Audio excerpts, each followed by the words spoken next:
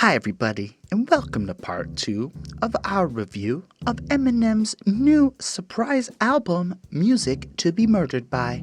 This is the Headspace Podcast, the show where we break down new hip hop albums track by track. A great example? Eminem's new album, Music to Be Murdered By. My name is Holden Stephan Roy, and I will be your host through this journey, through this wonderfully complex album. Again, Music to Be Murdered By Eminem. And this is part 2, meaning I've already gone through the first 6 tracks of the album over in part 1. It clocked out around an hour and 40 minutes or so, and I was like, okay, it's getting a little long. Let's cut it into multiple parts as we do over here. And if you're interested in the verbose explanation of the lyrical breakdown of what's happening across the different tracks of this project, stick with me. I look forward to seeing what you say in the comments for real. Have a little conversation. Tell me about your experiences so far. Let me know what you thought about part 1 or part 2 or any parts of these reviews. On that note, I think we should just get into it because there's still a lot to talk about. And the next track's called Godzilla. Alright, so everybody wants to know, what was the record Eminem set on this track? Because, he did. In the final 30 seconds of the third verse, Eminem rapped 224 words with 328 syllables at 7.46 words per second and 10.93 syllables per second, which is faster than Rap God, which he went at the pace of 6.46 words per second. So essentially, 6 to 7 years later, Eminem has taken the speed of the words or syllables per second or whatever and increased it. And I decided hearing that since I did Rap God live at Montreal's Just for Laughs Festival in 2019, that the next opportunity to do hip-hop karaoke up in Montreal, that's what this hat is for. I'm going to do Godzilla because, I can absolutely do the freaking speeds here. This is not beyond the skill set of what I can bring to the table. So maybe I can't sound as cool as Eminem doing it, but can I enunciate that quickly? Yes. And I look forward to that challenge, and I will get that done the next opportunity I have because I want to do it live. It's one thing to sit here in a room and do it in a studio, but I want to show y'all that I can spit that on a stage. And, that's just what it is. Even on this channel, if you don't believe me, check out the Just for Last performance I posted about Rap God, and you can make your decisions about if I can do it or not from there. Anyway, so that's a challenge to myself because Eminem set a bar, and I wanna make sure I can keep up. You know what I'm trying to say? Anyway, this starts off with, "Ugh, you're a monster," and then another amazing beat. Like, it's a modern sounding beat. It's got this like poppy, dancey, like you could be at the club, you could vibe to this, you can move to this kind of beat. And it's something that I've really appreciated in this album so far has been the more fun beats that Eminem has used. So he's got like this great mesh. Like, none of the beats sound like any of the other beats on the project, but you can move to this album. Like, you can dance to this Eminem album on practically every track, whether it's a slow dance or a fast dance, whether it's the super sad track that follows this track. There's a way that you can move to it and you just vibe to it, and I kind of appreciate the energy that we're getting, and it just keeps it consistent. And I'm going to say that when I saw Juice WRLD on the feature on the list, I was a little surprised, right? Because, you could definitely argue that Juice WRLD is in the vein of mumble rappers that Eminem was attacking on Kamikaze. But I happen to think that, rest in peace and all that too, by the way, that Juice WRLD was particularly talented. I enjoyed the music of his I heard. I wasn't like a super fan, but everybody liked that song with the Sting sample in it. Anyway, I love the energy Eminem comes. Like, it's a fast-paced, just kick it, like, speed is there, and I'm a sucker for it when it's done nice. But he continues, like, the flow of the album. So when we last left off, I was touching on how the Alfred interlude kind of, like, transitioned the project into I'm going to call it the drug phase. So the first 3 tracks are, like, the Eminem career review phase. Then, as the intros do on his projects, they shift the top level theme a little bit in the concept, and this is a relationship with drugs. So we start off with the fun and crazy experiences with those kinds of nights where it is about meeting a girl, but the truth is it's about a relationship with drugs is what I think. So in that case, that it kind of flows through into In Too Deep, which does this beautiful comparison of the affair nature, where it's almost like having a drug addiction or any other kind of addiction is living with like a double life. And then I like this because as your addiction gets crazy and years go by and you get like super deep into it, right? It evolves. So if you look at what's happening on Godzilla, it's like my addictions and all of that turn me into a monster such as Godzilla.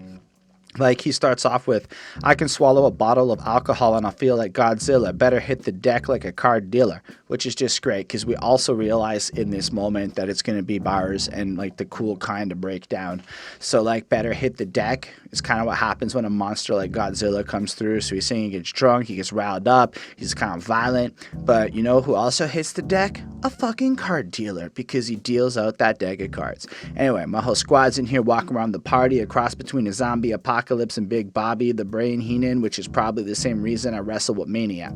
So I don't really know who that big brain Heenan is, which is fine. But I like the idea of how everyone's just kind of like zonked out and fly, but it's also kind of dangerous.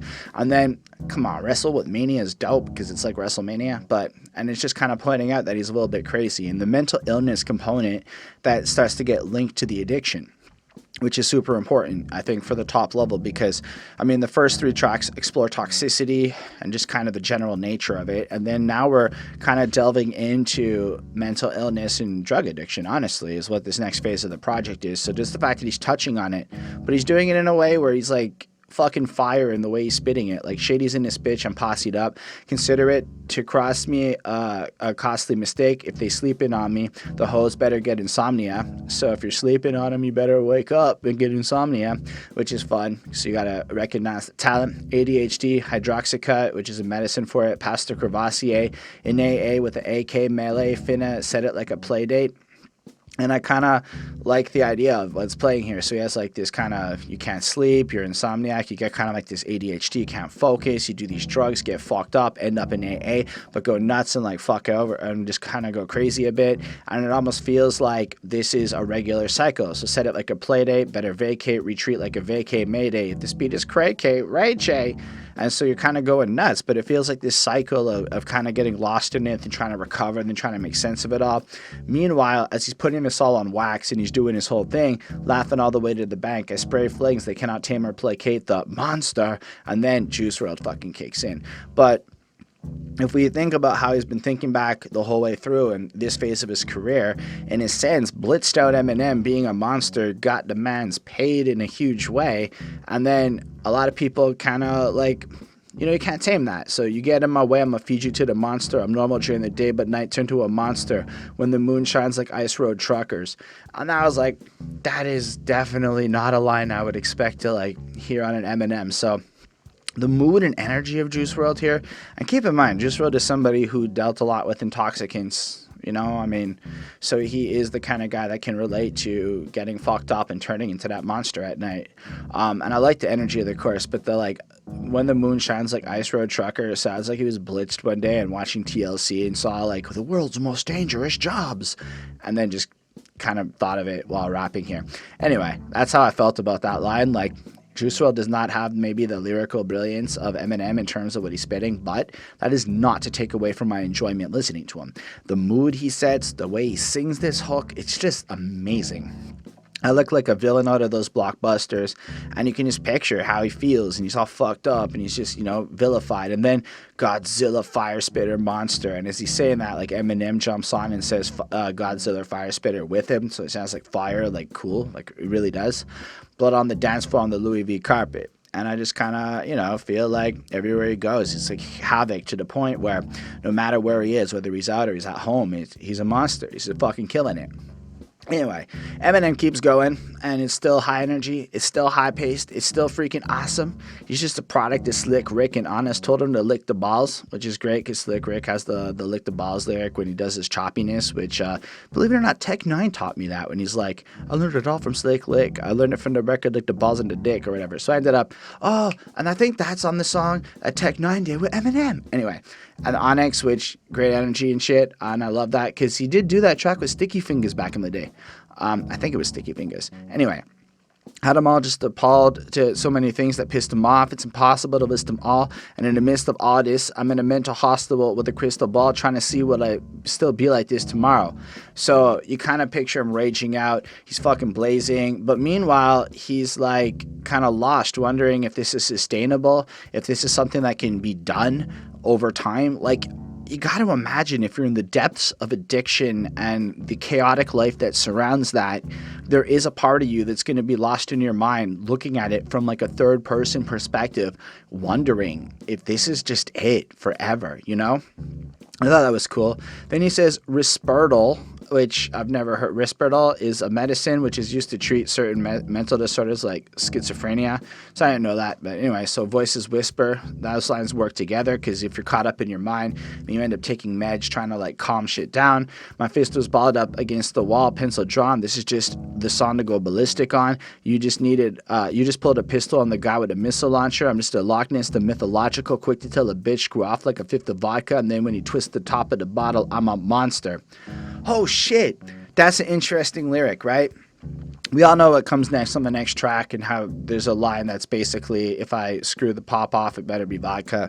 So that's interesting, right? Because he's like really drilling in the point that when you get really fucked up, when you get really lost, but simultaneously, right, you're a little bit off, maybe you're dealing with something like a schizophrenia, it can turn you into this monster and kind of off the rails and shit.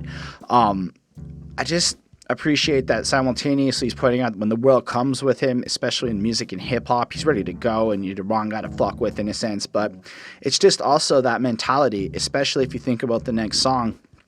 It's how a lot of people feel, right?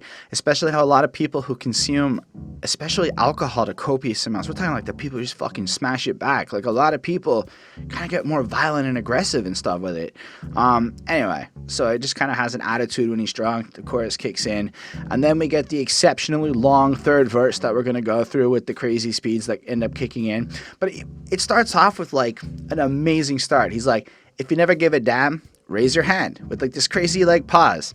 And then he's like, because I'm about to set trip, which is when you betray your gang and shit, but it's also vacation plans when you set your trip. And I'm like, oh, that one hit me in a good way. I thought it was super enjoyable. As I'm on point like my index is, because it's your index finger that you use for pointing. So all you ever get is the motherfucking finger, because he's on point, like his finger, but it's the other finger, like this one, prostate exam. But that's also what happens when you do it in an exam. They put the fingers up, and I'm like, Eminem, you're doing it again. How can I have all these fans and perspire like a liar's pants? I'm on fire. And I'm like, damn, that's how he can perspire, because he has all these fans, all these people that love him, so fans blowing air. And then like a liar's pants, he's on fire, because what is a liar pants on fire? And I'm like, oh shit. I feel like he's just hyping it up, right? Because he's slowly building up the intensity and shit. And I got no plans to retire. I'm still the man you admire. It's true. Currently, I kind of admire Eminem right now. He did some crazy shit, especially on this track. This chicks are spazzing out. When it gets more handsome and flyer, he's getting better over time. I got him passing out, as in these girls, these people going crazy for him are fainting because of the intensity of their love for Eminem. And just like what you would do when you hand someone flyers, because a person handing out flyers is passing them out. And what goes around comes around with the blades on a chainsaw. Literally, that's what happens. And because I caught the flap of my dollar stack right off the bat like a baseball. Because that's what happens to the ball. It hits the bat and it flies. And that's what happened to his dollar amounts. Anyway, a couple lines later. Oh, sorry. Never mind. Fuck that. Like, kidding, bitch. I got them racks with so much ease. They call me Diddy. Fine, he's making money like Diddy. Because I make bands and I call getting cheese a cakewalk. So get it? Cakewalk is something easy. And cheese is something like money, and he's getting it. And then it's just this ad-lib that he yells out, cheesecake, yeah! And that is one of my favorite moments on this album. Just Eminem shouting out that particular ad-lib. Anyway, bitch, I'm a player. I'm too motherfucking stingy for share. Won't even lend you an ear. Ain't even pretending to care. He just rhymes it well. That's cool. I don't really understand the next part of these lyrics. They just sound fire to me, but I don't really get them, so I'm not going to make a huge effort to break it down. Basically, he's just rhyming. It's sounding super flashy. Anyway, got him swearing up and down they can spit. The shit's hilarious. Or sorry, call it Harry Carey, because every Tom, Dick, and Harry carry a Merriam motherfucking dictionary. Got him swearing up and down they can spit. The shit's hilarious. And I kind of really like that line because he's kind of pointing out how a lot of people, especially the guys that copy him, that really do like the crazy rhymes, who read the dictionary like he did, kind of believe they can rap real well because they just use a lot of words, even though they're not necessarily rapping real well. And I thought that was an interesting criticism where I think it's against the lyrical underground, which is kind of interesting. Anyway, it's time to put these bitches in the obituary column. Just the way it rhymes, to put these bitches in the obituary column. It's the way that rhymes, because it's kind of like bitch, bitch again. Anyway, we wouldn't see the eye to eye with a steering problem, because if you had a problem, anyway, whatever. Get the shaft like a steering column, trigger happy, pack heat, but it's black ink.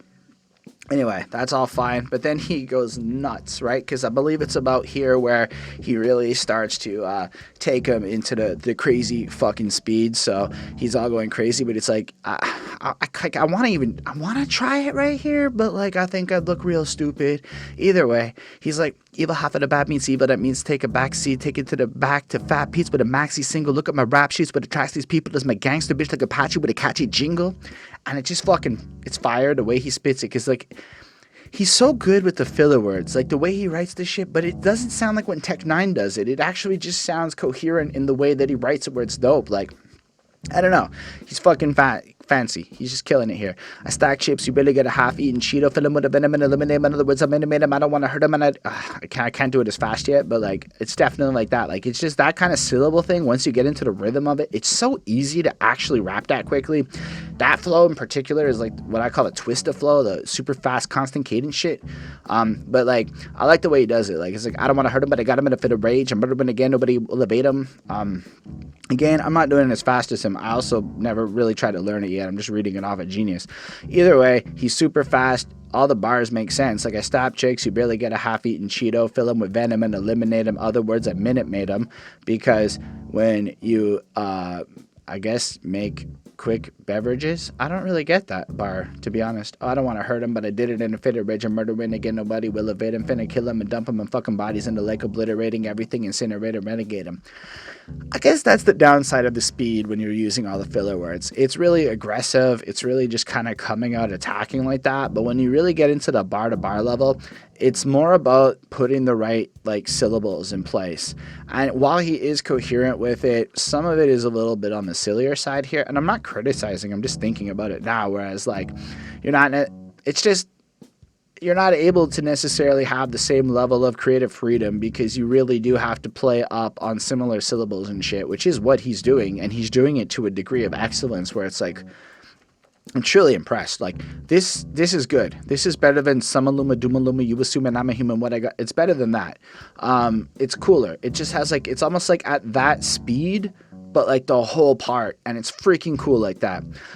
Anyway, and I make anybody who want it with the pen afraid, but don't nobody want it, but they're gonna get it anyway, because I'm beginning to feel like I'm mentally ill. I'm a killer, be killed, I'm killer, be the vanilla gorilla. You're bringing the killer within me. You're bringing the killer within me out of me. You don't want to be the enemy of the demon who went into me and be on the receiving enemy with stupidity. Be every bit of me is the epitome of a spitter. Whew, that's a pretty good series too, where basically he's feeling kind of fucked up in the head. People are kind of pissing him off. He's realizing that like it's a killer be killed environment. He's a fucking white gorilla coming through smashing shit. He's super powerful. He is the greatest spitter. Anyway, that's essentially what this rest of it is. That's what it is. He's just kind of using like, I'm available, I'm blowing up like I'm inflatable, I'm undebatable, I'm unavoidable, I'm unavailable, I'm on the toilet bowl, I got a trailer full of money and I'm paid in full. I love that. I love the way he ends it there, right? Because he does do the similar shit. He's amazing. He's ever present. He's everywhere. He's got all this money. I'm paid in full, which is a reference to Eric B. and Rakim. And then he goes, I'm not afraid to pull and he cuts it off. And it kind of sounds like it's going to be something gun-like or violent or whatever, and it just kind of ends and whatever. Before we move on to the little outro bit, let's be real, this is an amazingly cool verse. Is it bars for days?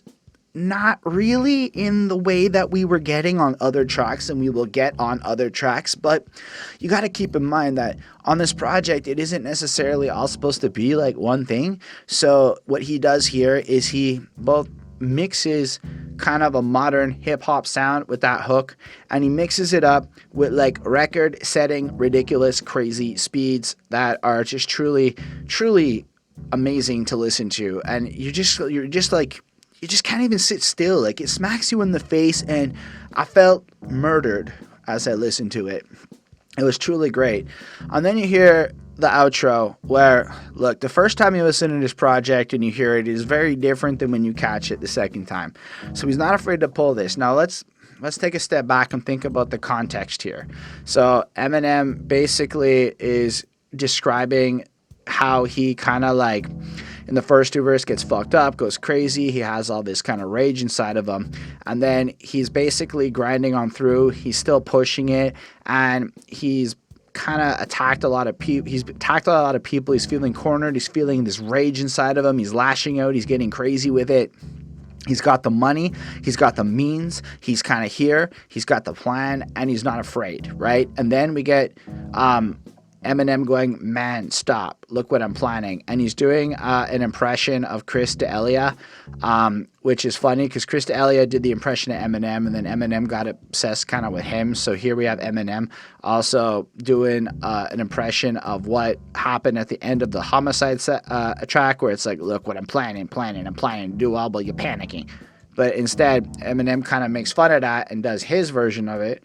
Goes, man, stop. Look what I'm planning. Haha. Like, because he's making fun of it. But then I've been watching You Season 2, where I've been watching Chris D'Elia play the role of Henderson. And, like, I respect Chris Henderson. He's a really, actually, like, kind of talented dude as far as, like, an actor goes. But, man, that role he took and played, it makes you look at him and be like, damn, currently I can't look at the guy's face and not think of things that would make this video less monetizable. Anyway, I think the way this song kind of transitions into the next one and has the look what I'm planning, it's subtle. You're not going to catch it the first time, but it is a little intro to the next track, and it is almost like you snapped, right? So you've gone crazy, you're off the deep end, you're drinking, you're feeling away. And then I think part of the speed of this verse, right? And the point of his song is to try to show you a little bit the emotional complexity of when your mind starts racing and it's going crazier and it's just faster and faster and faster and faster until you get to that point where you're not afraid to pull it out, right? And then you get to stop.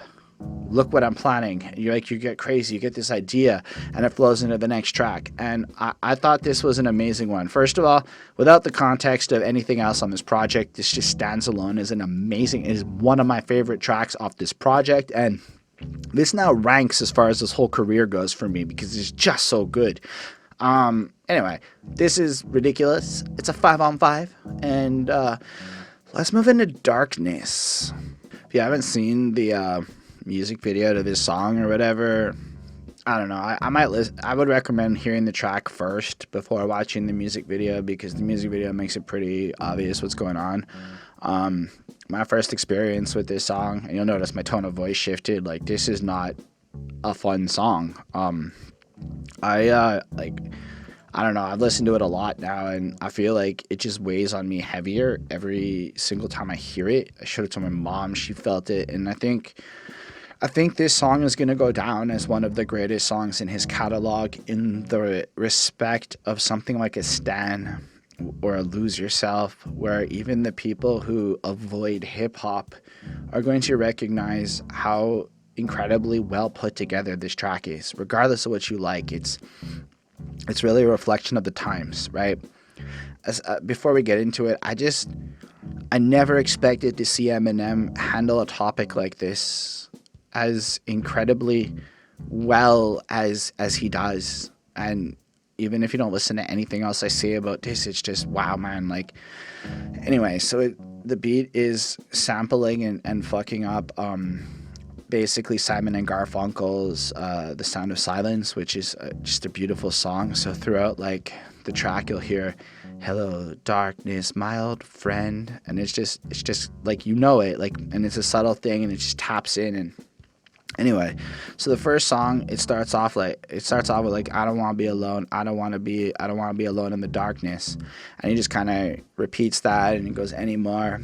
And then I'll be honest, like the first time I listened to it, my feelings on the song were great, Eminem doing his fucking career shit again, rapping about being nervous, whatever, and then I was wrong, as you know. But it's just somber and it's heavy and it's something that we haven't gotten on this project yet in terms of tone. And he's like, here I am alone again, can't get out this hole I'm in. It's like the walls are closing in. You can't help me, no one can. I can feel the curtains closing in. I go to open in, but something pulls them close again. And it's kind of, if you think about how he's been reminiscing at this period of his life where it was the darkest and stuff, it sounds really familiar to like something you've heard before of Eminem. Like, I think When I'm Gone, something reminiscent to like that kind of pensiveness. And then he's like, I'm feeling loathing in Las Vegas. Now that's a clue to what the song's actually about, which we'll get to later on.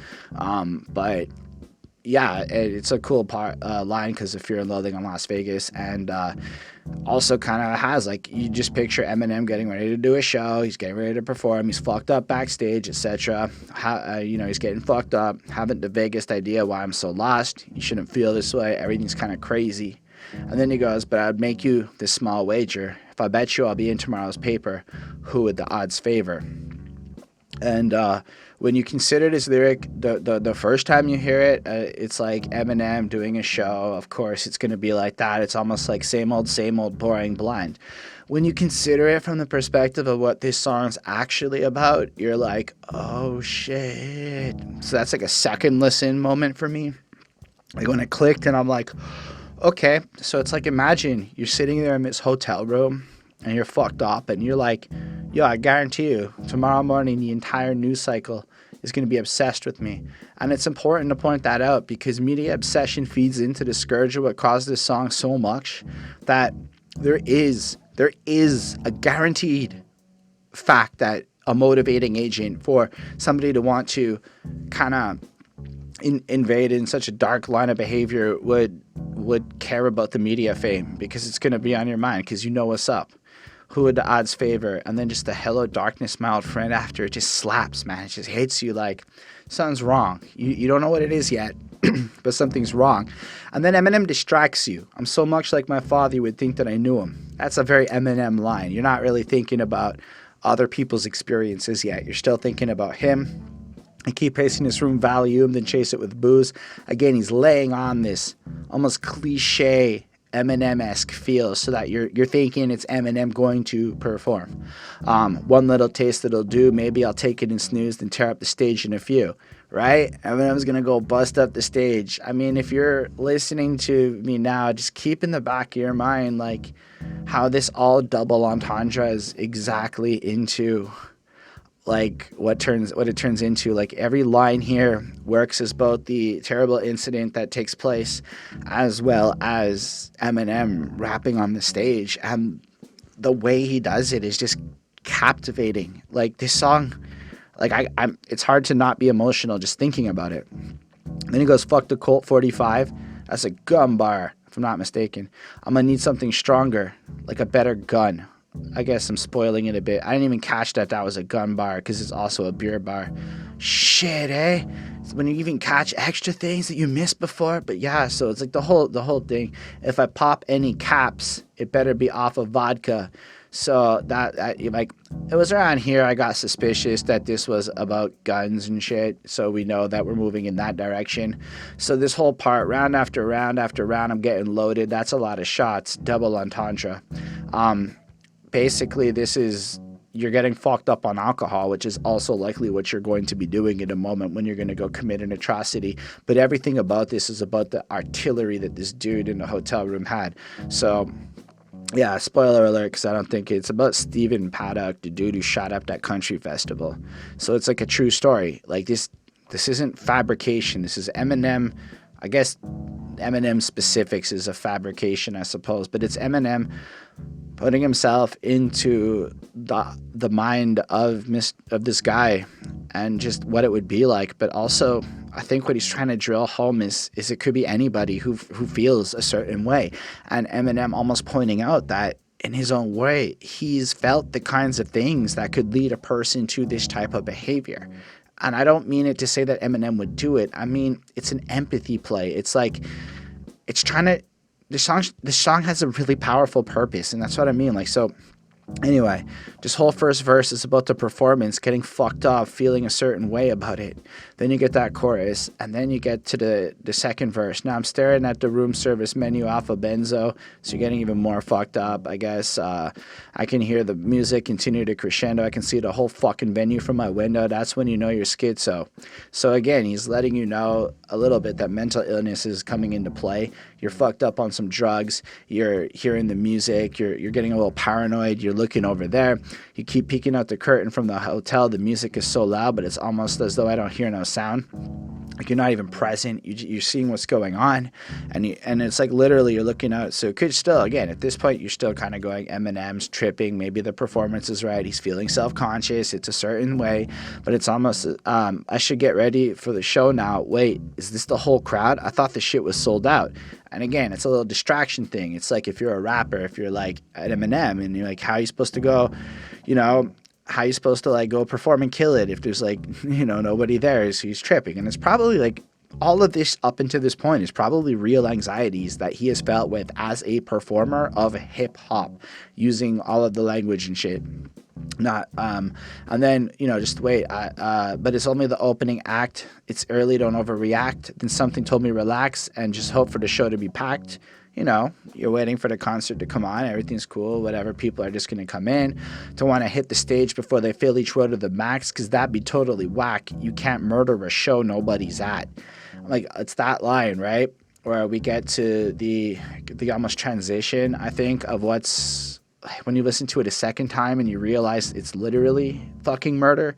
But like, you can't murder the people at a show if they don't come. Like, they need to be there because his show is to commit that atrocity. And there were like 850 people who were injured and like 50 fucking dead people at that shit. And like, it's just like, wow. Like, when you really think about the staggering damage a dude can do from a hotel room. Anyway, so he's like, but what if nobody goes? He's going panicking. He's going to cancel the show just as fans below rush the entrance. Plan is to go wreck shit, cameras in all directions. Again, the way this is written is fucking brilliant. Like, this could be about Eminem coming through and everyone's going to watch and he's going to fucking kill it and get all the love. But it's also knowing that at this event with all of these people, there are going to be these cameras. So you have this audience to go commit your crime, which is just crazy. And then again, this laying in with the hello darkness, my old friend, just drilling it in. Press going to go ape shits on all the networks. It's true. That's what they kind of do. Commando with extra clips. I got ammo for all the hecklers. I'm armed to the teeth. Another volume fall off the bed. And again, this is kind of like what Eminem's life was like when he was ripping it. Verbal bullets coming through. So you're not 1,000% like sold yet on what's actually happening in the song if you're just listening. Maybe you were. I wasn't. But because it all works is Eminem coming through and just fucking doing what he does. But it's actually like you can picture the dude in the hotel room doing his shit. I'm armed to the teeth. Another volume, hit the bed, hit the ground, crawl to the dresser, alcohol in my breath as I reach for the scope. Get it? Scope, like fucking the mouthwash before you go hit the fucking stage so that you don't reek like fucking vodka or whatever. But instead, he's reaching for the scope of his fucking gun. I'm blacking out. I'm all out of meds with the benzodiazepine's gone. Now it's just magazines sprawled out on the floor. Fuck the media. I'm going all out. This is war. So after you finish your drugs and your little bender and you're fucked up, so it's just magazines on the floor. Now, in Eminem's world, in a hotel room, when you're fucked up, it would be like, the vibe and, just in a mess sitting there. In this case, it's just fucking ammunition for the guns, ready to fucking go. And he's fucking mad and he's going to go all out. And then the veneer of the track is lifted in the third verse as people start to show up. Time to start the show up. It's 10:05 and the curtains start to go up and I'm already sweating. I'm loaded and locked and loaded for rapid fire spitting and all the concert growers. And you can hear the fucking machine gun firing throughout this verse, which just adds like this extra like element of like heaviness to it because, again, this is some real stuff that happens. Now, y'all got to keep in mind, I'm a Canadian liberal. That is totally not into the right to bear arms. I'm into the if you have a gun, there's a lot of rules you should need to follow camp. So if you don't like that, fuck you. That's my feelings on that. But the way the gun situation in the USA is literal stupidity. And anyway, I like the fact that Eminem decided to take this one on so well. I digress. So, scopes for the sniper vision, surprise from out of nowhere as they slide the clip in from inside the hotel room, leaning out the window, going Kaiser Soze. I think it's about here that the gun sounds start to pick up. Finger on the trigger, but I'm a licensed owner with no prior convictions. And here's what's up, man. So, like, the bigger part of the song comes through. As he's, like, fucking shooting people and whatnot, it's almost like Eminem is thinking through the fucking checklist of shit, right? Like, you'll hear the crap like, it's not a gun control issue, it's a mental health issue. And I think Eminem's responding to this, right? So how you cannot spot a potential killer, how it's impossible to know this shit in advance. Because check it, he's a licensed owner, he did it all right. No prior convictions, followed the law. So lost, the sky's the limit. My supply's infinite, meaning I can continually buy shit. I can just keep buying forever. Never have to worry about running out. No one's going to ask questions. They're just going to let me boop, boop, boop, fill up my arsenal. Strike like I'm a soldier. Like, if you think about the amount of guns this dude had, it's like, why? Why is this legal? How is this fucking possible? Anyway, like, maybe I'm just baffled because I live in a country with gun regulations, and while yes, there's shit that happens, I live in a city that's had multiple school shootings and shit, so I'm not going to say like shit that will go down in Canada, but I am saying that at least most of us over here at a legal point of view agree that it's fucking whack to just let anybody go buy a fucking gun or to bump stocks. Like, the fact that it was a debate to get rid of the fucking things, like, it drives me nuts, right? Because it's just heartbreaking to see what happens when you don't deal with a situation, when it's like the only... Anyway, America likes to act civilized. Got them hopping over walls and climbing fences, some of them John Travolta, staying alive by entrance, and just that idea of the people who survived or tried to run away and shit. And like, there's footage of people running at this event. I remember when it got covered. And then it kind of migrates into his hotel room. Cops are knocking. Oh fuck, I thought I blocked the entrance. Get showtime's over.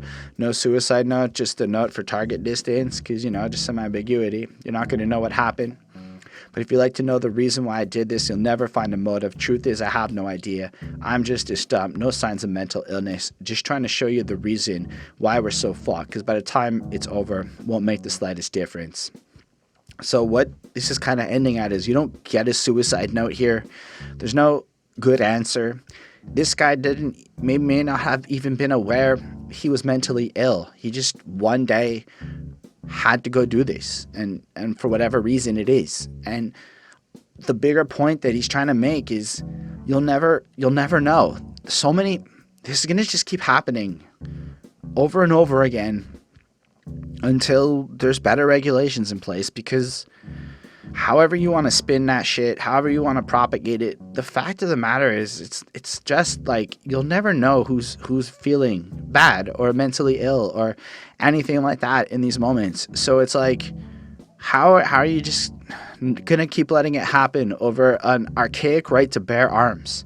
Even if you look and understand that shit, if you really want to play some Second Amendment bullshit, kill the U.S. Armed Forces. There's no reason for it. That's the whole point of a Second Amendment. It's almost like y'all violated your right to bear arms by letting them make a fucking army, and you killed the point of it.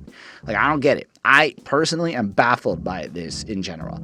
Anyway, that's how the track kind of doesn't end quite there. I mean, the music video, it just shows it bluntly, this music video. Like, there's no illusions as to what's going on. It has him, and then when he like moves the hoodie away and starts shooting, it's like a guy who looks remarkably like the shooter that he's kind of referencing. Like, there was no holds barred. It is very clearly about this particular incident, which is apparently the worst mass shooting of a single individual in the United States' history. And then you just have a lot of fucking news coverage, and just kind of what it feels like to hear headline after headline, and then another school shooting, and then just listing places. And it's almost like a minute and a half-ish straight of just newspaper articles with the beat playing and that "Hello, darkness, my old friend" just kind of undulated over it. Like, I mean, in the video, you watch Eminem watching just a bunch of news TVs, and it's like, I don't know.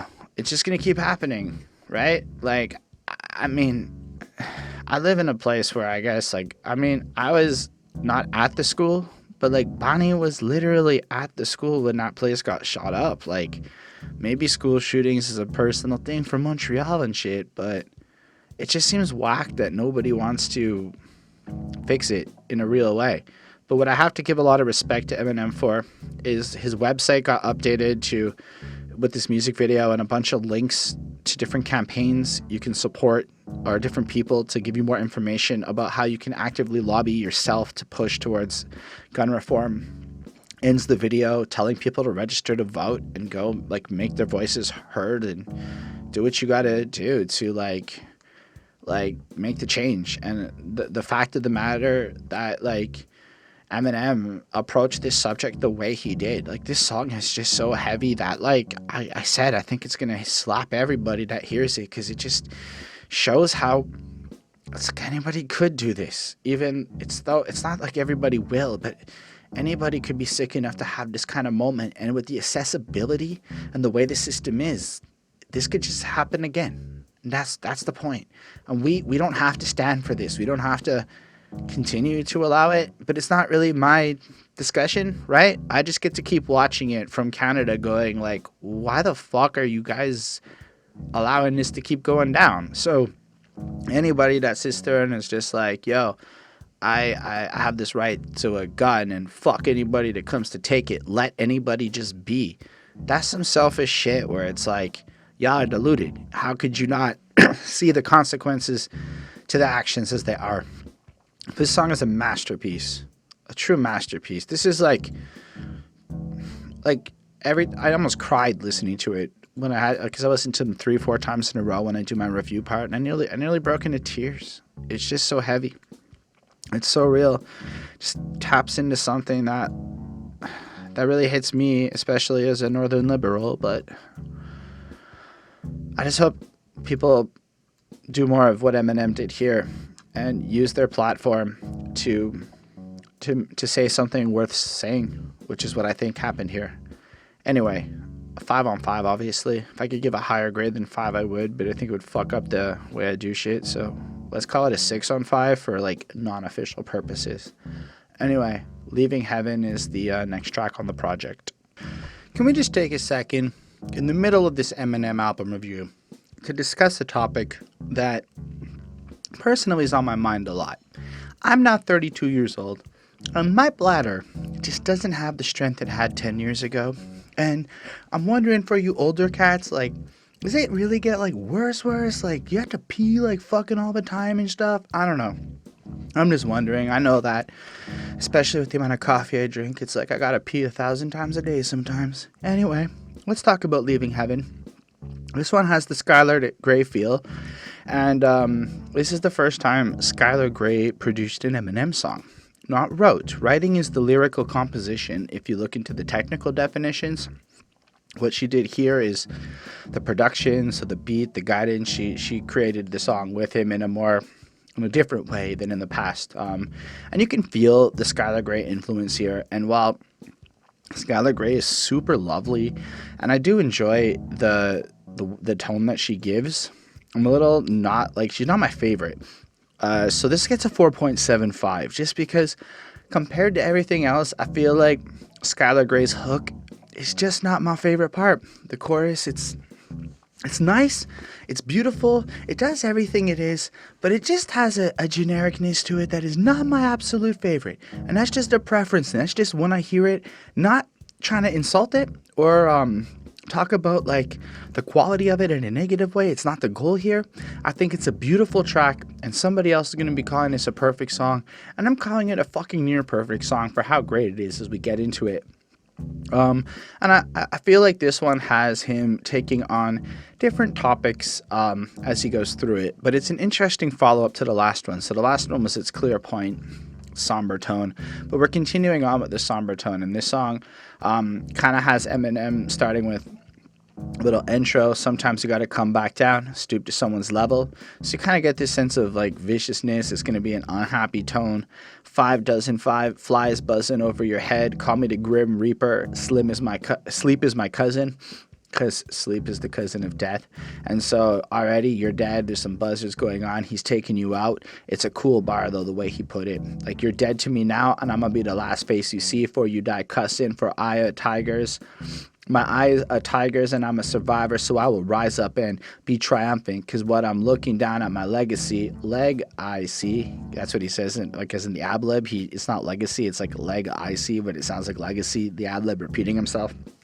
You have him here kind of pointing out that he's gone, it almost feels like he's gone through a battle or whatever, and he's like fucking dangerous, and he's come through and he's taken out his enemy.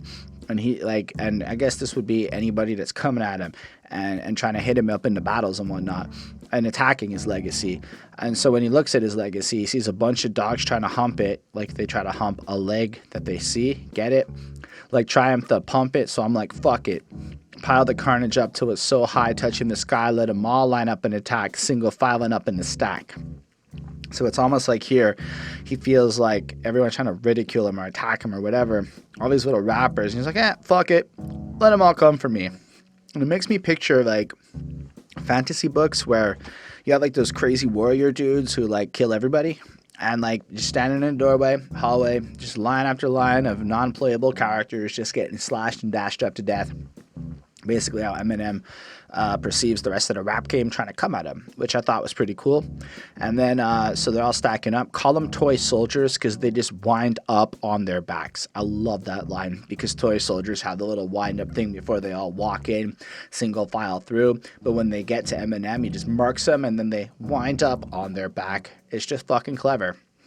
But I also like the somber, calmer, more flowy track we have here, which is, again, it's the 8th song, I guess, or the 9th track, and everything just so far has been a distinct and unique experience, and I can't stress how incredibly great that is to hear on this project.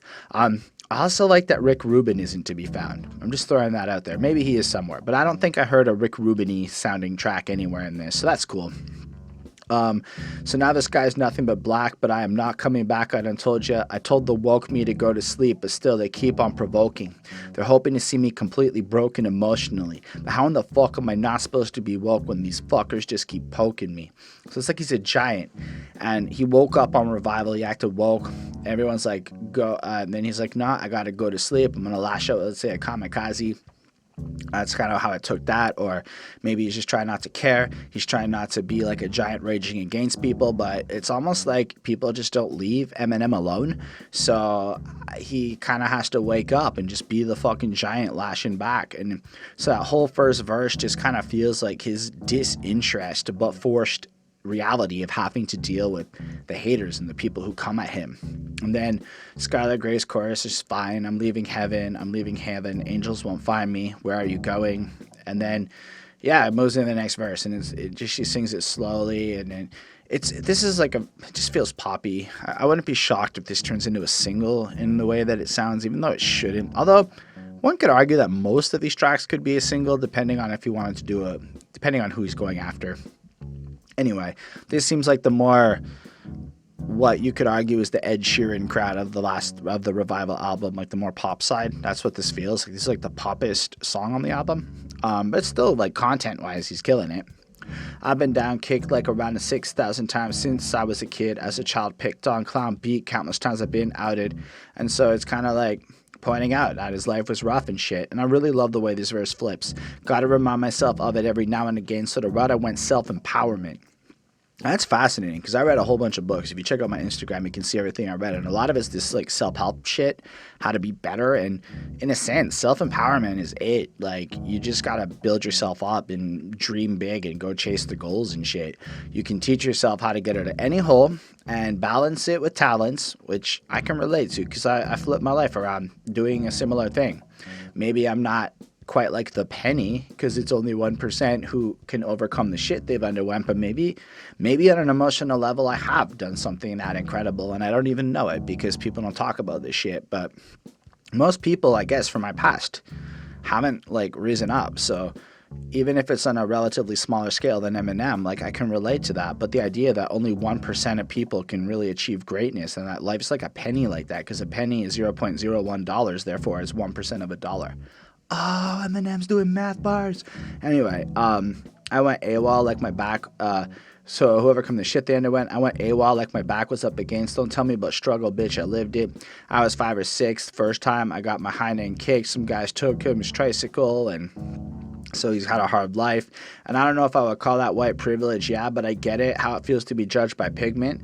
So he doesn't necessarily feel like he's had white privilege in his life, especially as this claim has come out of a whole bunch. I mean, in the grander conversation, we can argue, yes, he absolutely has had white privilege, but the concept of white privilege as a term, when you first hear it, is not something. It's, to me, it's a weird branding. Like there are better words to describe it. It sounds like one of those things in hip hop where if you know, you know, but if you don't, it's meant to be coded as a language. Because, if you grew up poor and white and you're on welfares and you don't feel privilege, and then you get to the middle class and everyone judges you like you're some fucking weirdo because you don't speak the lingo and don't have that common sense, polite, normative behaviors and shit. So, but then you realize as time goes on what white privilege is about, and you're like, yeah, I'm still fucking white, so I guess that's true. I do have that privilege, regardless to if being poor or not happen.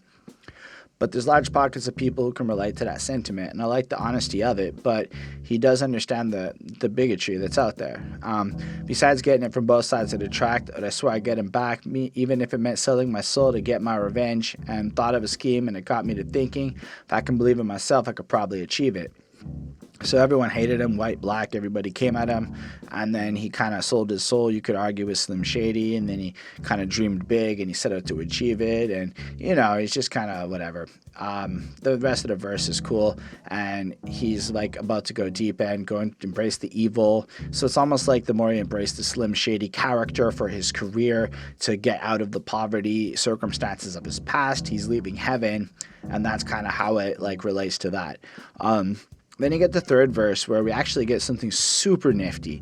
So it starts off with, okay, so while Macklemore was keeping his room nice and neat, which is a reference to Macklemore's song, the one, I can't remember the name of it, the gay one, when he's like, when I was in the third grade, I thought I was gay because I could draw my uncle was, and I kept my room straight. So that's like the more privileged angle of life that, Macklemore was concerned with.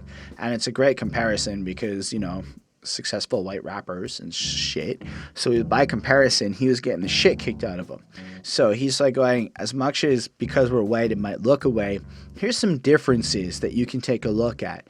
Looking for a place to sleep at night. Anyway, I'm going to just summarize this part instead of reading all the lines. The point of it, him and Denaun did not have food to eat, and they would be grateful to get like 25 cents together each to get some chips and split it, and everything was like fucking tough like that. But then we jump ahead to the fact that, his mother was batshit. Pop was a sack of shit. Yeah, he died, but I gave half a shit.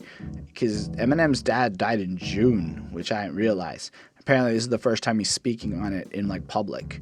And when I say June, I mean June 2019. So if you're watching this in, like, 5 years, that's what I meant. Yeah, which brings me back to my dear old dad that I had since a year-old 47 scab. So basically, it's a 47-year-old scab. He basically dipped out back for that long. Just to hear them words ear-piercing, like an earlobe stabbed with a needle for an earring. So the hearing that his dad died pierced him in a way that, like, the needle of a piercing does. But, like, can you imagine that? Finally puts to bed all the emotions towards his father. He's moved past it. It's no longer full of rage and shit. Then he finds out his dad dies and then has to go through this emotional situation. Like, now what do I do? Should I feel upset? You were dead to me before you died. Me, tear no shed. I should have made a mural at your funeral, had your coffin draped in a hero's flag. Where the fuck were you at when D'Angelo done hurt me real bad at the Rio Grande? So basically, D'Angelo Bailey is Eminem's bully, the one who sued him. And he's like going, Dad, where were you when I was getting the shit kicked out of it? He never met his grandkids. He's a fucking coward. The only gut he had was from his stomach fat. Like, basically, he just goes in on his fucking dad. And he hates the fact that I'll never get to say I hate you to your face. And then kind of no coming back from where I'm going. Sky is dark, my soul is black, hand on the shovel, dig up the blade up, then I step on the metal, vendetta to settle with the devil. And it's almost like, in this case, when he's leaving heaven now, it's like now the song's taken on a new meaning as he's leaving heaven to head directly into hell to settle the beef he has with his father over the shit treatment, because it's almost like it's unfair that his dad was taken from him before he had that chance in person. And then he kind of like talks to him and just spews a bit more hate throughout the outro. And I was like, damn, yeah, no, emotionally this got me and shit. I kind of wish Skylar wasn't Skylar on the hook. Everything else is fucking great and perfect. 4.75. It's an amazing track, and I couldn't recommend it enough. And we're almost at the halfway point of the track list, about halfway through the album, and I'm sitting here going, yo, like everything has been of an extremely high quality so far, hence the length of this review and everything. But like, yo, I'm just so happy that we're all sitting here loving this new Eminem album together, except for that person in the comments who's hating me for saying that. But yo, the truth is, yeah. What a track list. What features? What the hell? Now we're just in amazing old school hip hop land. So, allegedly, this album is a double disc. So I don't know if anyone, I tried to Google it before recording it. There's no pictures yet of the physical discs of people opening them that I could find on the internet. So if you cop a physical, let me know if this is 2 CDs. Apparently this is a double disc, and Ya Ya is the end of track 1, the first part of the album. And then the next track is like an intro into the second half. So I just wanted to say that and make sure that I did my due diligence. I don't know that I see that or understand that. Like usually they'll split it in Spotify if it's a double disc or on Wiki. But anyway, let me know if you know more about that. Because again, I tried to look into it real quick, and certainly a week from today, it's going to be public knowledge. But as I'm recording this, it's all fresh and brand new. Still, this track's amazing. So, Ya Ya is apparently German for kiss my ass, which makes the fucking title amazing on top of everything else. So they're obviously grabbing Busta Rhymes off the hoo ha, get you all in check track, which is just fucking awesome. And it starts out with Royce to 5'9". And he's just like, everyone's like, yeah, so kiss my ass people, kiss my ass bitches, animals, like everybody can come kiss my ass, everybody can get that energy.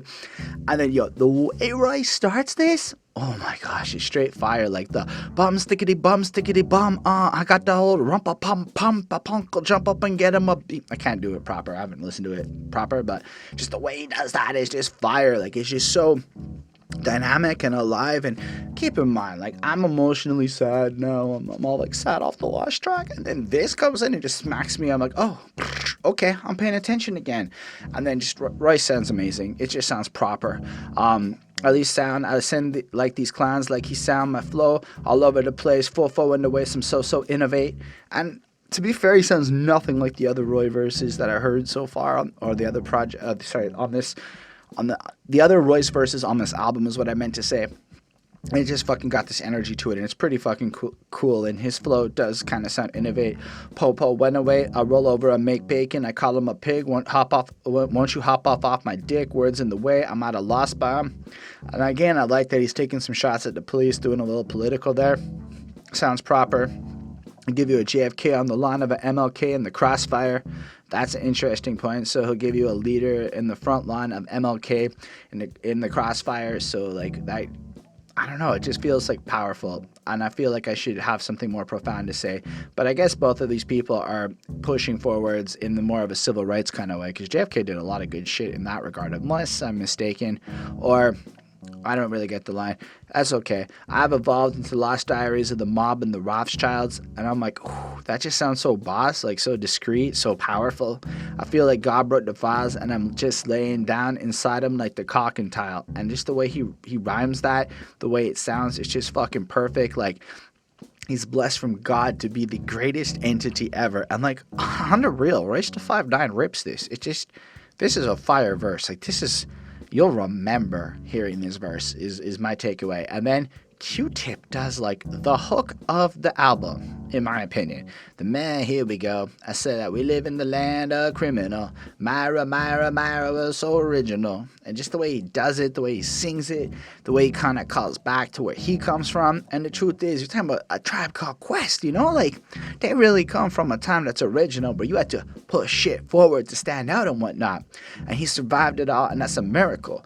Because he did, from the world he was in and the environment. And the truth is, all this time later, Q-Tip's on an Eminem album. That's pretty fucking dope. Especially because he shouted him out a couple times last year. And then Royce kicks in, because I'm Slaughterhouse. Check yourself, like Ice Cube said before, you wreck yourself. Like Wu-Tang said, you should protect yourself. I got him going, yeah, yeah, yeah. And it's just like fucking dope, man.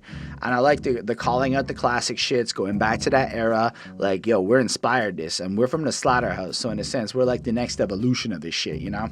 And that's cool. I just like the chorus. And then Black Thought kicks it. Black Thought goes in. He's not, like, the more I listen to Black Thought, the more I'm just blown away. This is like old man Black Thought. Just keep making music, bro. That's all I want to hear is you doing your smart shit, teaching me shit. Yo, snapping necks plus some live in effect. I'm in the Slick Rick eye patch, but I got it from Hex. So he's got a fancy version of the eye patch. You know, he's just fucking killing it. Rappers avoid eye contact. That's out of respect because it's like fearful to look at him. You got to look down, pay your homage to greatness like that. For the God in the flesh, the ominous Indominus Rex. So that's like, he's basically a legendary dino is what I took from that. They'd be like, you put the thought on? Yikes. If I told y'all once, I told y'all twice. That motherfucker was nice. And that's the way he pats himself on the back like that. Just straight cockiness, straight bars, straight dopeness. And it's fresh sounding because it's like I can't convey how good and tight the rhythmic delivery on this track is. Like, this is for the rapidy rap people who are a little bit tired of the poppity pop shit we were just getting. He just brought it right straight. And this feels so far back in time. It feels so old school with it, and I really love that effect that these guys they're just killing it. Anyway, I'm the king of blood sports on the mics. I'm from an era you had beef. Y'all probably fist fought on sight. Get your ass beat on the basketball court on spite and tell your wife to put your life support on ice. And I just find that great. Like, he's like, yo, back then, we actually took some shit to the real. It got proper. Like, you couldn't just say some shit. You had to be able to handle your situations properly. He keeps on with the verse, and it's just continually fucking proper. Rap speak for me. I am the ventriloquist. I'm so stubborn. The government won't govern. That brother you spoke of, it just wasn't as dope, was it? And I find that cool. Like, he's like, yo, rap just kind of does his thing. I am, just here, and hip-hop flows through me. He's so stubborn that, like, the government can't even govern him or anything. He's just going to do him. And it was just other people, they're just not as good as him. And it just kind of flows like that. I really enjoyed his verse. I like when he goes, you a bark bitch and never bite. Long kiss goodnight. I stay heated, my people in the place needed. And if you ain't standing up for yourself, then stay seated. And I like that because it almost has like, you better have the strength to be able to handle your own, like we did, like I am. And if you can't, get the fuck out the conversation. And then I kind of like how he ends it with, I'm a miracle. I'm still super lyrical, because he is. It's fucking dope. And he's been at it for a very long time. Like, we did the Roots album in 2019, like their first album. It's fucking crazy because it just sounds like he freestyled that project. And to this day, he sounds fucking dope. I'm live from the Terror Dome, loud like a megaphone. Fair, from where he's from, New York, and he's got the fucking voice and the power with him. The most the thirst with 7-inch herringbones. So here he's comparing himself to a powerful Egyptian pharaoh figure, and that's really cool, going back. Hook comes through again, and then Eminem obviously comes through with a crazy killer fucking verse. So when you're dealing with him, you better hope that an ambulance is en route. Papers or hand grenades soon as I pulled a pin out. I am the Santa Fe, Mandalay, and Orlando, and Colorado, and Columbine, all combined into one. I don't walk a line, bitch, I run. So now he's kind of up the scales of everything. Instead of it just being as like severe as one shit, like lining you up like Columbine, he is as severe as all of these different places that have had school shootings take place or different kinds of shootings, and he's fucking so dangerous that he runs through the line of shit, because we don't got no time to waste. Come on, Denaun, here comes the 5 to 9 and thought. Denaun, so Royce the 5'9", Black Thought, Eminem, we fucking killing it. Then like a shotgun, I'm ready to cock it and leave these pussies stretched out like the Octobomb, because if you have 8 kids, your vagina gets stretched out more somehow. Anyway, it's a good bar. Never had no trouble keeping up with the times. I just adapted to climate. I treat it like my Levi's. When they ain't buttoned up right, I adjust on the fly. That's not true. Eminem totally had trouble keeping up with the times at different parts of his career. But currently, he's not having trouble. He's keeping up with the times. But for a while, Eminem, he just avoided the internet and shit. That bar is infactual about Eminem. Middle fingers, put him up high. That's why they call it a bird, because you put it up in the sky. I like that because you flip the bird and it's like you throw it up in the sky. That's pretty fun. I don't know. He's super rhymey here. I really like when he's like, fuck you, just buy me, double timing the rhyming, I'll leave you stymied. That's why they still vilify me like Bill O'Reilly. So I kind of enjoy the fact that he points out that people hate him or try to put him into the same ballpark as a villain, such as an evil guy like Bill O'Reilly. But it's really just because they're jealous and he's able to fucking rip it with obscene shit that he says. Oh, he's not that. This album's great in terms of, like, who the fuck could be really mad except for the mayor of Manchester? I'm going to show you what I mean when they call me the Harvey Weinstein of 2019. I'm a conniving when I'm on the mic. I'm a standout like a lime green wife beater with the knife out. So, like, he's kind of saying he's shocking and whatever, and he'll just kind of live up to the reputation of, all these other nefarious figures that it's almost like he's compared against, even though when you really think about it, it's pretty preposterous. But that's kind of what he's pointing out. Some of these motherfuckers is preposterous, Then he does an amazing little thing here. He goes, I'm a sight to see, but you can see from the ring I'm wearing. Me in this game, we got married already. Had the prenup already, fucked on her, should have seen her belly. She was barely 3 months pregnant. Bitch had it, gave me a baby. We named it Machine Gun Kelly. And that's an amazing fucking diss, because what he's saying here is Machine Gun Kelly is the mentally handicapped preemie baby that is like the little fucking hybrid bastard child of Eminem and hip hop, which is an apt way to describe Machine Gun Kelly's career if you are going to be really mean about it. And I thought that was super dope. That was one of my funner moments, is that clever fucking shanking feeling that just sliced through Machine Gun Kelly like that. And he shouts out a bunch of rappers like LL, Big L, Del, the Funky Homo Sapien, who's dope. And because remember, him and Andre 3000 are geeking out over hieroglyphics lyrics.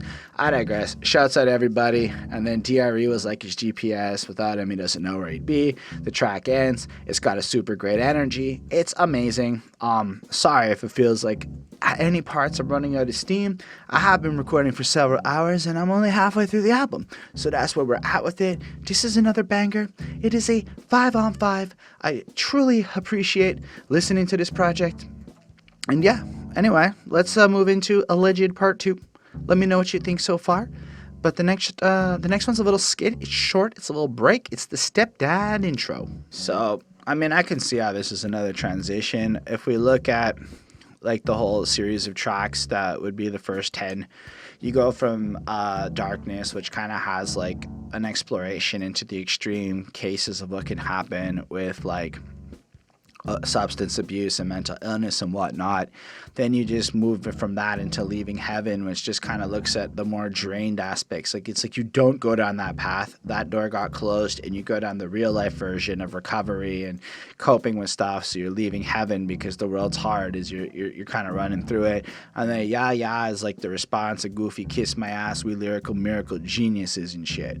So I can see how that like kind of ends as a cool way to end part 1, as a really like self-encompassed story of looking at the dangers of I guess mental illness and stuff. And I know it sounds kind of like contrived to put it like that, but every track simultaneously does do the part of moving along a kind of top-level tone narrative, if you really think about it. I don't know if I flushed out the story as well as I did on the Relapse review, where I stand by that story I told. I might even make a little video just wrapping up the Relapse story, because frankly, I don't think anybody or that many people are watching the 4 hours of content it would take to figure out the whole story. But I think Eminem does a very similar thing with that, and Stepdad marks a transition into a different direction on the project. My first thoughts hearing it is because we just did Company Flow's Fun Crusher Plus, and on that LP has the track about how his stepdad would beat the shit out of his like mom and stuff. So listening to this where it's kind of like Eminem thinking back to his stepdad, and it's just, you can hear him getting smacked and shit as he's like, what I fucking tell you about turning off the lights? And you hear like a young, you assume to be Eminem, kind of like, I didn't do it, stop it. And he's like, don't fucking lie to me, you little fucker. And it's intense, and like, it's 15 seconds, but it's real. It slaps hard because like, it's just a kid getting beat by his stepdad in a blunt way, the kind of blunt way that Darkness was. And if you think about the fact that there are so many people who have to also go through this kind of abuse, those men who, and I guess women, let's just say the people who feel it's okay to use violence to beat their significant other, to psychologically, mentally, physically abuse the people around them like that for power or whatever else, it's fucked up, and I don't like it. So to see Eminem move on to tackle this one, already proving the maturity of it, I'm into that. I'm into like seeing what Eminem can handle on this subject, because I don't feel like this is tacky. I feel like it's a triggering, like, I can see how people might be triggered, but in the way that like it brings you back if you've ever had to deal with a father that, or a stepdad, or anything that maybe wasn't the best behavior. It can bring, like, it felt real is all I'm trying to say. So with that in mind, I don't know. I gave it a 4.5 on 5. I mean, it's powerful for what it is. It's hard to call this like an enjoyably 5 on 5, but it does what it's meant to do. So let's move into the track that it is the intro to, which is Stepdad. So I'm gonna have to just give this another 4.5 on 5 right out the jump, because like, it's got that more poppy, sonically I'm less into it. Like, there's the sound I love on this, the energy, we'll call it. There's an energy I love, and those are the ones that are getting the 5s. And there's an energy I also love, but less loving than the other ones, because like, empirically I can see how, again, it's the same quality, the subject matter is varied, he's killing it in that department. Alchemist did a great job on this beat, but man, the chorus, the it's kind of like that Skylar Grace chorus. I did not feel that one as much, but it's just a mild thing. It doesn't really take away from the song in any meaningful or significant way. It's just what it is. Anyway, this song's about his stepdad, and I like when he goes right at the beginning, let's see if this ever happened to you. And then he's like, I hate my stepdad. And I think it's interesting that he would use this opportunity to, again, give people who have gone through something like an abusive stepfather an opportunity to bond with him in a different way than I think we've had before. Because I can't say in the way he does this track, which again is reminiscent of that Company Flow song about LP's stepdad, that like, I just think it's cool. One thing that sticks in my craw when I was 6 and I saw my stepfather hitting my ma, socked her right in the eyeball. I'm starting to think I'm psychotic with all the pictures I draw of the shit that I've witnessed already. It's probably twisted my thoughts. And I like the way he does it all. He makes everything rhyme on that aw sound, including thoughts, which I didn't say the same way. And right away, we're picturing this young kid. He's 6. His stepfather's hitting his mother, socking her in the fucking face, right in the eyeball, so she's got black eyes. And then as a kid, he's processing this, right? He's absorbing this, and he's creating like pictures of this shit, which makes me wonder like, how many teachers have to know this is going on in the artwork? They know. So many people must just know, and then you can't do shit because like, it's like what do you do, right? It gets complicated, especially if the homeland is fucked up and you can't bring the cops in, or the kid's gonna get taken away and this, that, the next thing. And I don't know. It's this one's again real. All I can hear is drama, and with mom and him, I can always hear him arguing down the hallways. The walls are thin and the noise is starting to feel like the norm. Our dog pissed on the carpet. He stomped it so hard, doctors had to put it down. He killed my chihuahua, this motherfucker. And then it's like, look, I've seen people be abusive to dogs and shit, and that breaks my fucking heart. But like, the kind of guy that would beat your mom is the kind of guy that would kill your fucking dog and not think twice of it, and then be like, yo, next time don't get a dog that pisses on the floor, motherfucker. It would be like, and then just imagine you're like 6 and this guy kills your fucking dog. Like, anyway, it feels real. It feels like Eminem's remembering shit that happened to him. And anyway, it was just, yeah, then the chorus comes in, which is fine, but like I just felt myself again being like serious, like, man, this is like a lot of serious shit Eminem's going through on this project, mixed in with the more like fun or goofier shit. Anyway, outside I look like I'm calm, inside I'm ticking time bomb because this motherfucker who sticks his dick in my mom. Fair enough, man, especially if you can't do shit. He's fucking your mom on top of everything else. That's probably gotta also grind on you. Last night he said I left the kitchen light on, but he walked in there this morning and purposely flipped it. I saw him.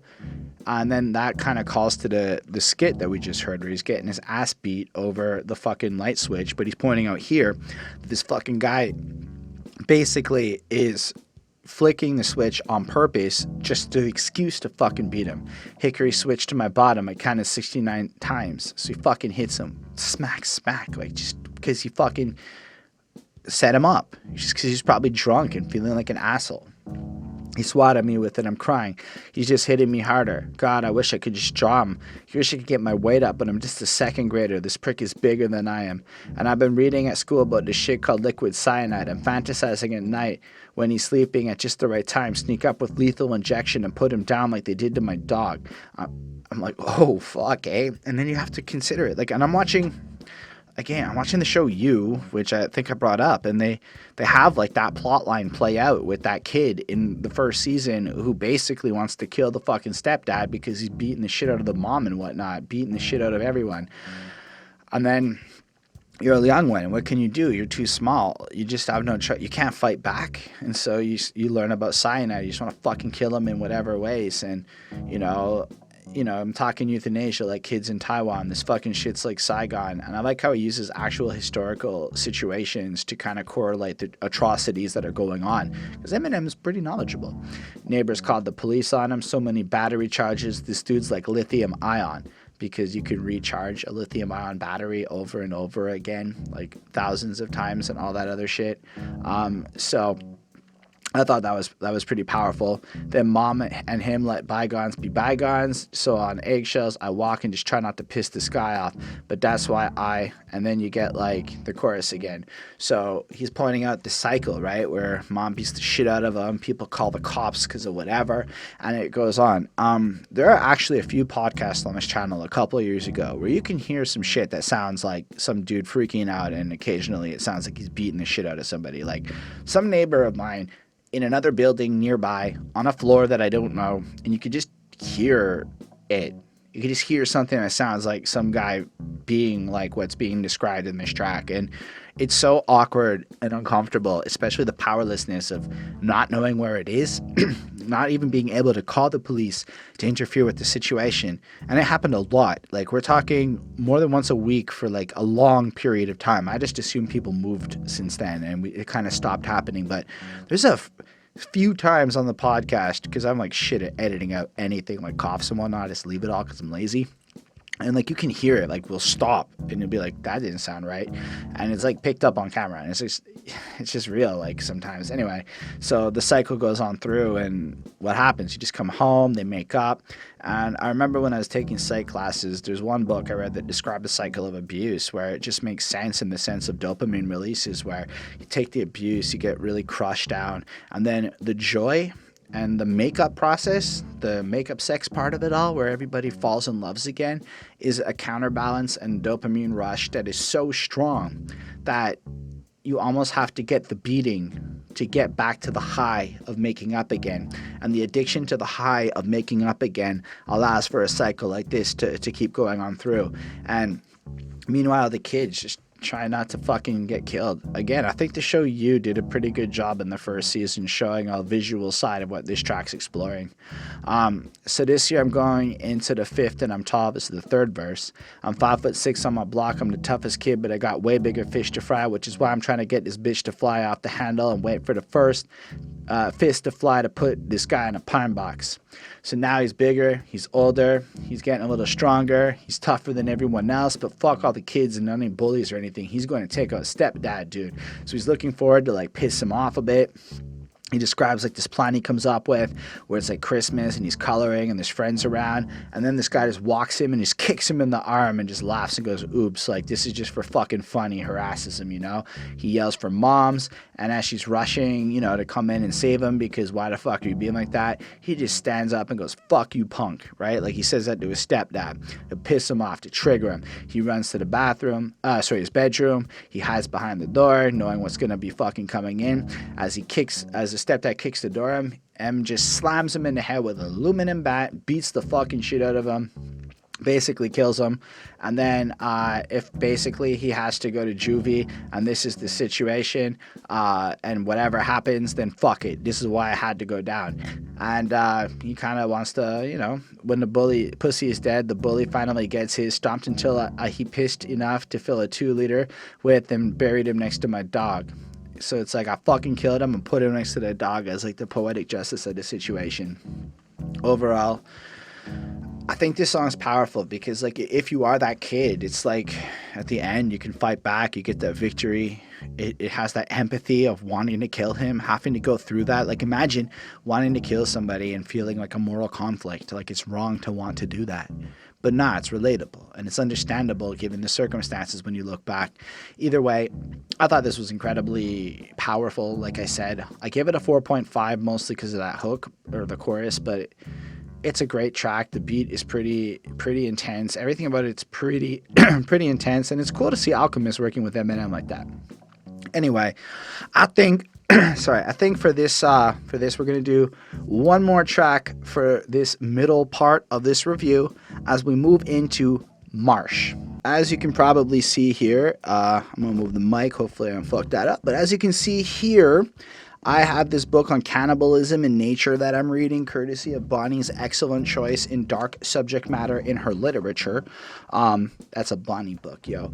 Basically, it kind of actually talks about this spider situation that's going on that Eminem breaks out. It talks about black widows and just in general spider sex because of the cannibalism associated with it. And I thought it was cool that Eminem referenced some shit I'm literally reading about this very week.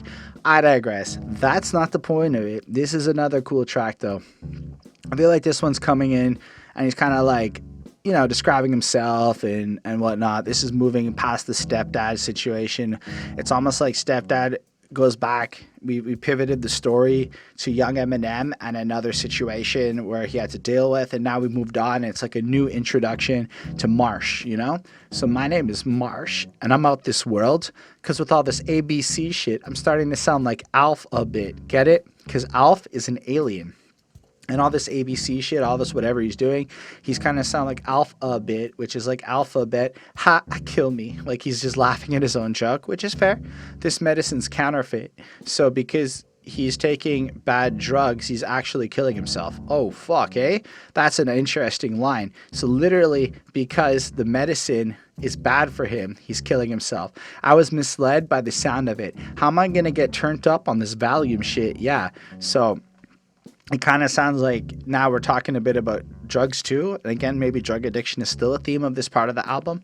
And like he's kind of showing how I just like the idea of like, how am I going to get turned up on Valium? Like it sounded like such a good idea to get fucked up, but really these downers, these things that keep you, it's like the opposite of being able to get turned.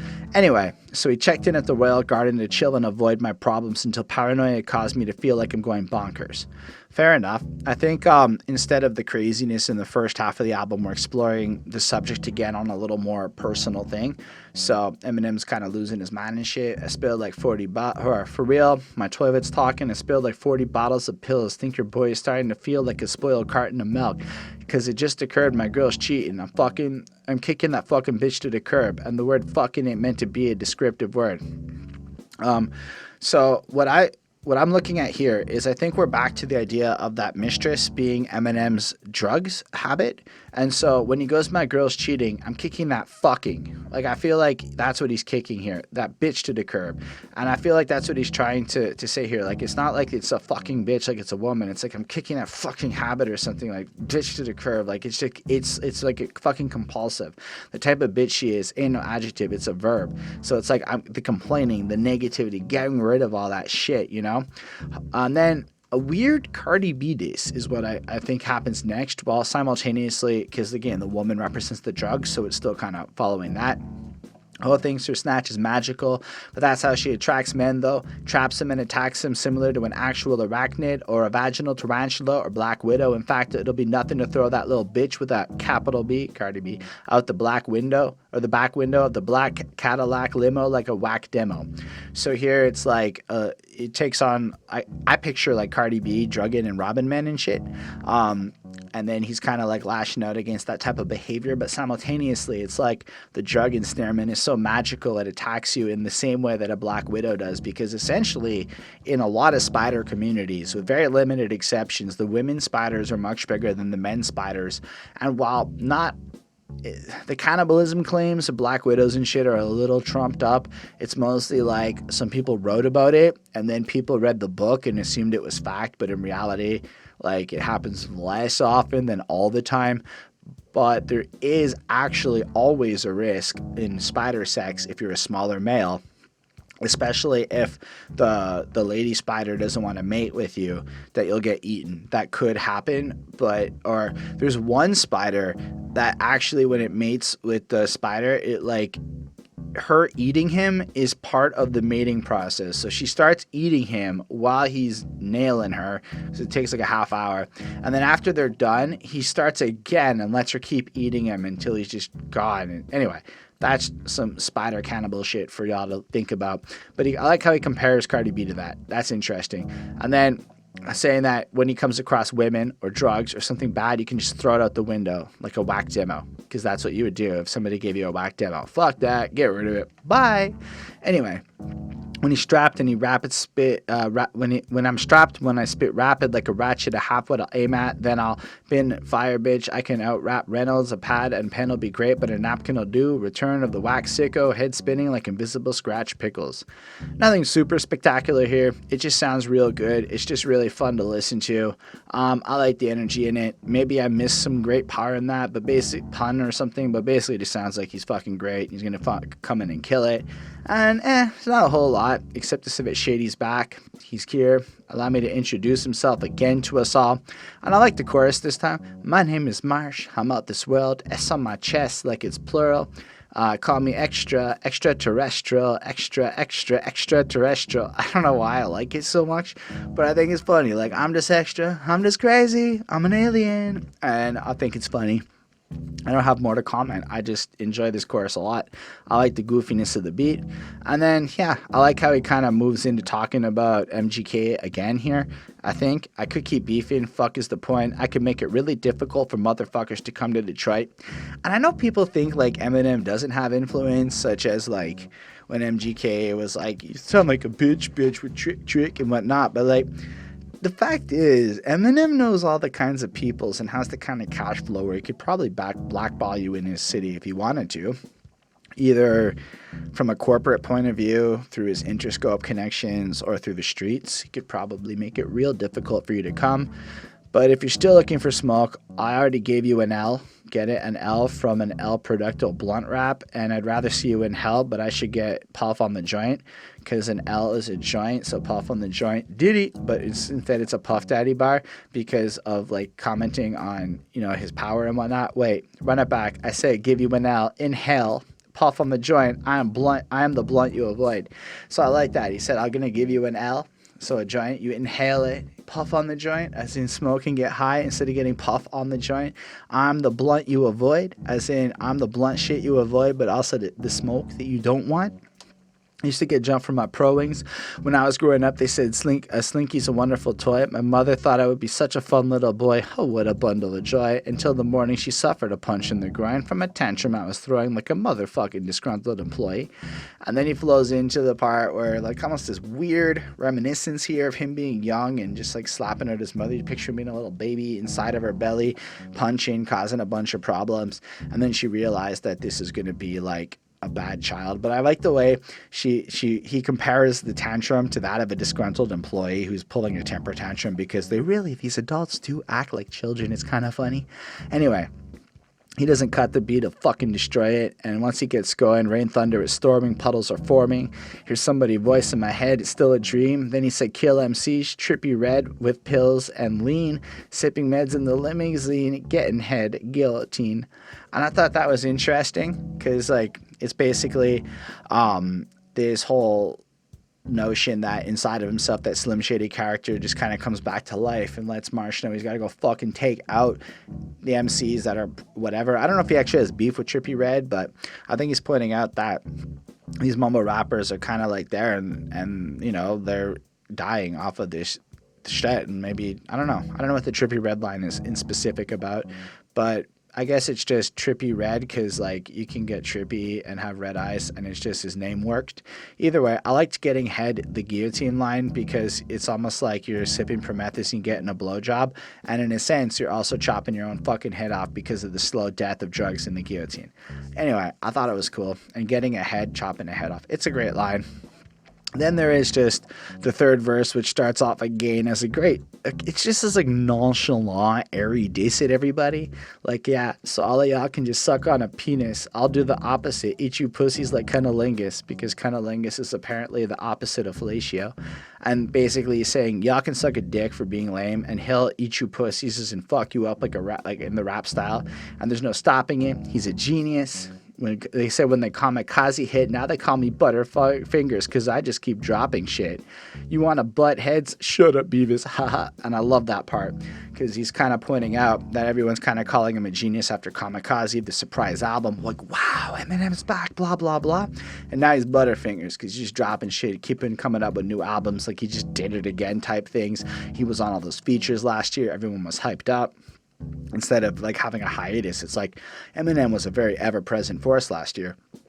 And then you want to butt heads, and then he does a really great Beavis and Butthead impersonation there. And I like that. I got your bitch with her butt out. I'm hitting her lick because she's sticking her tongue out. You got no hitters. You might be pitching a shutout. She about to give up the dugout. Bunch of baseball bars about whatever. That's fine. I don't know if there's a whole lot more here. He makes a bunch of money like Ed Sheeran.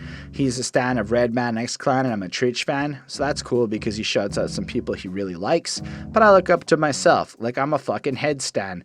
So what I thought was fucking funny about that is that it almost sounds like he's calling himself like a stan. Like fucking head stan. So it's like he looks up to himself like he's a stan of himself is the way it kind of comes off when he says it, which I thought was fucking funny. So why else would I call myself an alien? How could I hit a dry spell? I'm named after the wetlands because it's a marsh. And I was like, that's one of my favorite lines on the album because it's true. He doesn't have a dry spell. He's named after the wetlands. It's impossible because you don't get dry spells in the wetlands is I guess the bigger point that's trying to be made there. Either way, diss track was pretty ridiculous. I mean, in a fun way. It's definitely, I don't want to call it filler, but like it isn't necessarily the same punch that a few of the other ones that we're going to talk about still have had, or you know, like it's definitely on that 4.5 tier of truly excellent, definitely replayable. It's just not one of the standouts on this album, but it's a standout compared to what everybody else is actually doing in the industry. So given the clock here, I think it's a good time to cut part 2, and then we'll pick up with part 3 as we finish up the album. It should be enough to do one more part. It's been truly fun to have you with me here. Thank you for watching. It means the world. Feel free to leave a comment letting me know what you think of any of the tracks, just review, anything in general. If you make that effort to comment, I'll make that effort to answer. Feel free to subscribe to the channel for part 3, other reviews. Feel free to like the video. Feel free to all that good shit. Special thanks to the patrons Ismail Gadamsi, Chris Prado, Jonathan Barnes, CG Black, Hurricane, Lindell Williams, Coney Sparks, and Scribble. They're dope. They support what we do. Helped us get a new camera. Helped us get on Spotify and everything. And basically, they're a huge motivation, and in exchange they get to tell us what albums they want to review, so expect to see a bunch of Patreon requests coming in the near future. That'll be real dope. And yeah, I make music myself. You can check that out on this channel, on Spotify, whatever you'd like. Holden Stephan Roy, The Alternative Grind is my latest album. Check it out. Let me know what you think. On that note, I have a whole other part to record, so live long and prosper, everybody.